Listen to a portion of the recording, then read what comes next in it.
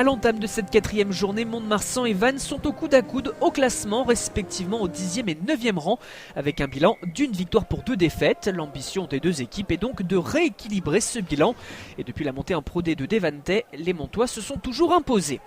L'entame est à sens unique. Les Landais s'appuient sur une grosse mêlée. La première séquence de la rencontre dure plusieurs minutes devant l'embut des Bretons, acculés dans ses premiers instants.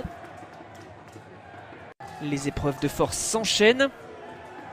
Et c'est Dan Malafosse qui se détache pour terminer en force et inscrire le premier essai de la rencontre. Voilà le Stade Montois récompensé. Mais le RC Vannes réduit l'écart sur pénalité sur sa première incursion, 5-3 au bout d'un peu plus de 10 minutes. Mont-de-Marsan ne reste pas moins dominateur. Matanavou déchire le rideau défensif en prenant l'intervalle en sortie de ruck. Il met le feu dans la défense, il s'appuie sur Romain Cabane et c'est Vakaya qui marque le deuxième essai après un raffut et en se montrant solide. Johan Laus Aspiassou transforme, cela fait 12-3 au quart d'heure de jeu. Les Landais ont vraiment la main mise sur la rencontre à l'image de leur domination en mêlée, une vraie rampe de lancement. Cette fois, c'est Clément Otazo qui prend ses responsabilités pour attaquer la ligne. Passer après contact dans la course de Vakaya.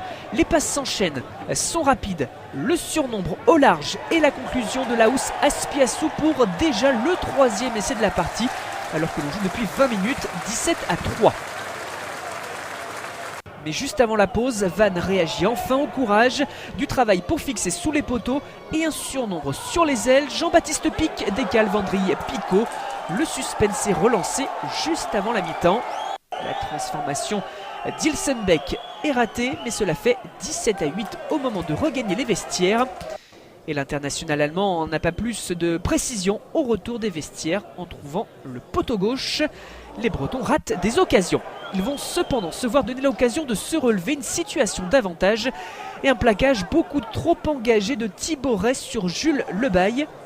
Flavien Ourquet, l'arbitre, consulte son juge de touche et sort le jaune. Mont-de-Marsan va jouer 10 minutes à 14. Et Vannes revient à 6 points grâce à la pénalité de son buteur Christopher Ilsenbeck. Paradoxalement, ce sont les locaux qui gèrent mieux cette période à 1 de moins. Ils continuent d'attaquer et se procurent des situations très nettes.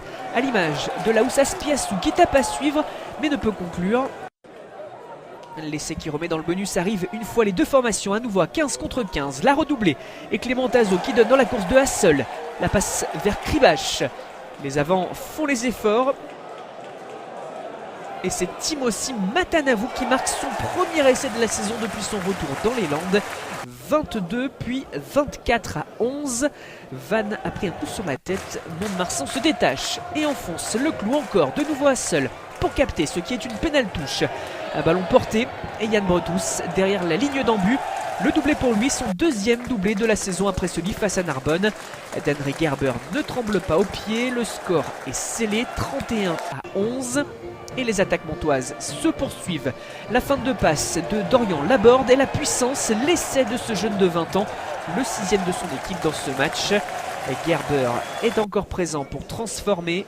Et le Stade Montois s'impose au final 38-11 face à Vannes et signe sa deuxième victoire bonifiée de la saison, et cela en 2 réceptions.